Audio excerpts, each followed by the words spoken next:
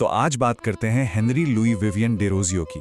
एक ऐसा नाम जो मॉडर्न हिस्ट्री में यूं तो कुछ पन्नों में सिमट जाता है, पर उसकी गूंज आज तक सुनाई देती है। हम सिर्फ उनकी कहानी नहीं जानेंगे, बल्कि यूपीएससी की तैयारी के नजरिए से ये समझेंगे कि कैसे महज एक नौजवान ने बंगाल की पूरी इंटेलेक्चुअल जमीन ही हमेशा के लिए बदल कर रख दी। तो शुरुआत करने के लिए डेरोजियो के ही इन दमदार शब्दों को देखते हैं। सोचिए, ये सिर्फ एक लाइन नहीं है, ये उनकी पूरी जिंदगी का फलसफा है, उनका फिलॉसफी है। एक ऐसा जमाना जब धर्म और परंपरा पर उंगली उठाना गुनाहे अजीम माना जाता था, उस वक्त ये कहना अपने आप में क्रांति का ऐलान था। और यही सवाल इस पूरे डिस्कशन के दिल में है। एक तरफ इंस्पिरेशन और दूसरी तरफ एक खतरा। डेरोजियो की कहानी इन्हीं दो सिरों के बीच की कहानी है। तो सवाल यह है कि वो कौन सी ताकतें थी जिन्होंने उन्हें गढ़ा, और वो कौन सी थी जो उनसे खौफ खा गई। चलिए इसी को समझते हैं। अब देखिए, कोई भी रेवोल्यूशनरी आइडिया हवा में तो पैदा नहीं होता, उसकी जड़ें हमेशा बचपन और परवरिश में होती हैं। डेरोजियो भी इससे अलग नहीं थे, तो उनके शुरुआती जीवन को देखना बहुत जरूरी हो जाता है, ये समझने के लिए कि उनके विचारों की जमीन तैयार कहाँ हुई थी। यहाँ देखिए उनकी पहचान अपने आप में कितनी यूनिक थी। पिता इंडो पोर्तुगीज, माँ ब्रिटिश, तो किसी एक खांचे में वो फिट ही नहीं हुए। और सबसे बड़ा असर पड़ा उनकी पढ़ाई का। उनके टीचर थे डेविड ड्रमंड, एक स्कॉटिश थिंकर जो यूरोपियन एनलाइटनमेंट मतलब तर्क और विज्ञान के दौर के विचारों से पूरी तरह प्रभावित थे। और बस वहीं से डेरोजियो के दिमाग में रैशनलिज्म यानी हर बात को तर्क से तौलने की वो चिंगारी जली जो फिर कभी बुझी ही नहीं। टीचर बनने से पहले वो कुछ समय कलकत्ता से दूर भागलपुर में रहे, और गंगा किनारे के उस शांत माहौल ने उन्हें एक थिंकर और एक पोएट, एक कवि बना दिया। यहीं उन्होंने अपनी मशहूर कविता लिखी, द फकीर ऑफ जंघेरा। अब ये सिर्फ एक लव स्टोरी नहीं थी, नहीं, ये सती प्रथा जैसी खतरनाक परंपराओं पर एक सीधा हमला थी। मतलब उनके सामाजिक सुधारक वाले तेवर यहीं से दिखने लगे थे। उनकी जिंदगी की ये टाइमलाइन देखिए, सिर्फ 22 साल की उम्र, अनबिलीवेबल। लेकिन इसमें जो सबसे जरूरी पीरियड है वो है 1826 से 1831 का, महज 5 साल। और इन 5 सालों में इस लड़के ने बंगाल के नौजवानों के सोचने का पूरा नक्शा ही बदल डाला और एक ऐसे मूवमेंट की नींव रखी जिसे आज हम सब पढ़ते हैं। और बस यहीं से, इसी हिंदू कॉलेज से वो कहानी शुरू होती है जिसे इतिहास यंग बंगाल मूवमेंट के नाम से जानता है। और ये कोई मामूली कॉलेज ग्रुप नहीं था, नहीं, ये तो बंगाल के इतिहास में एक इंटेलेक्चुअल धमाका था, एक वैचारिक विस्फोट। और इसकी चिंगारी कौन थे? खुद डेरोजियो। तो ये यंग बंगाल मूवमेंट था क्या आखिर? सीधी सी बात है, ये डेरोजियो के स्टूडेंट्स का एक ग्रुप था जिन्हें डेरोजियंस कहा जाता था। ये वो नौजवान थे जिन्होंने साफ साफ कह दिया कि हम सदियों से चली आ रही बातों को सिर्फ इसलिए नहीं मानेंगे क्योंकि वो पुरानी है। नहीं, इनका तो एक ही मंत्र था, क्वेश्चन एवरीथिंग। हर चीज पर सवाल उठाओ, उसे तर्क की कसौटी पर परखो।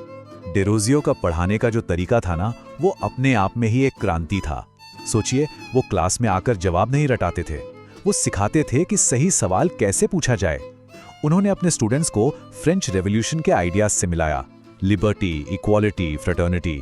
उन्होंने सिखाया कि किसी भी अथॉरिटी को, चाहे वो मजहब की हो या समाज की, उसे आंख बंद करके एक्सेप्ट मत करो, क्वेश्चन इट। अब उनकी मांगे देखिए, इससे पता चलता है कि यंग बंगाल मूवमेंट सिर्फ इंटेलेक्चुअल डिबेट्स मतलब दिमागी कसरत तक ही लिमिटेड नहीं था। वो लोग समाज में असली बदलाव चाहते थे। औरतों की पढ़ाई, किसानों के हक, प्रेस की आजादी, ये सारे मुद्दे उस जमाने के हिसाब से बहुत ज्यादा रैडिकल थे, मतलब एकदम क्रांतिकारी। वो सिर्फ सोशल रिफॉर्मर्स नहीं थे, पॉलिटिकल राइट्स की भी बात कर रहे थे। अब जाहिर सी बात है, जब सदियों पुरानी दीवारों पर इतनी जोर से चोट होगी तो वो हिलेंगी ही। डेरोजियो और उनके स्टूडेंट्स के इन रेवोल्यूशनरी आइडियाज ने कलकत्ता के कंजर्वेटिव समाज में मानो भूचाल ला दिया। और इस भूचाल का जो रिएक्शन आया वो बहुत बहुत तीखा था। ये लाइन देखिए, सभी बुराइयों की जड़। इन शब्दों से साफ पता चलता है कि उस वक्त का जो पावरफुल सेक्शन था वो डेरोजियो को किस नजर से देखता था।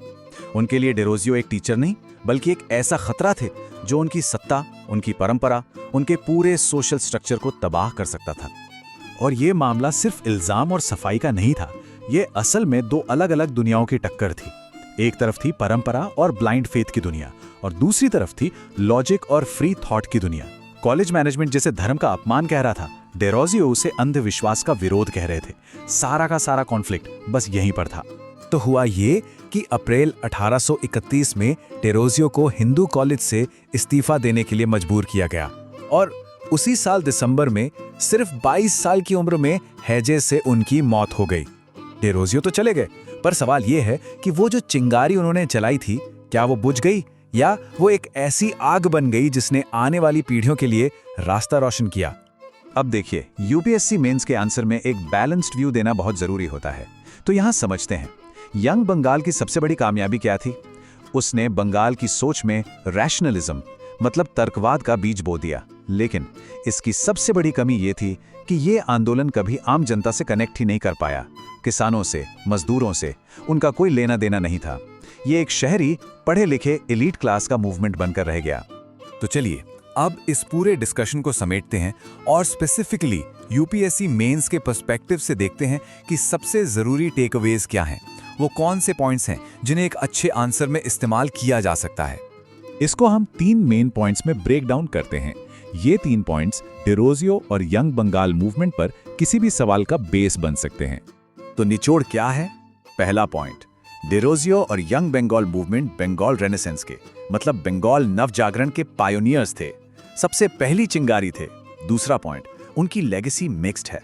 इंटेलेक्चुअली तो ये मूवमेंट बहुत सक्सेसफुल था, पर सोशली आम लोगों तक नहीं पहुंच पाया, और ये क्रिटिकल एनालिसिस के लिए सबसे इंपॉर्टेंट पॉइंट है।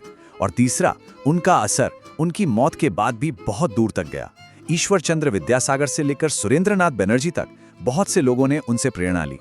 और इस पूरी बातचीत को हम इसी एक सवाल पर खत्म करते हैं। जरा सोचिए, आज के भारत में जहां समाज में इतने सारे प्रेजुडिसेस हैं, इतनी मिस इन्फॉर्मेशन है, क्या एक सिविल सर्वेंट के लिए टेरोजियो वाली स्पिरिट मतलब बिना डरे हर चीज पर सवाल करने और उसे तर्क की कसौटी पर कसने की जो भावना है, क्या वो सबसे जरूरी टूल नहीं है?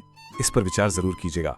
तो अगर आपको ये डिस्कशन पसंद आया हो तो इसे लाइक जरूर करें, अपने दोस्तों के साथ शेयर करें और ऐसे ही डीप एनालिसिस के लिए सब्सक्राइब करना मत भूलिएगा। बहुत बहुत शुक्रिया।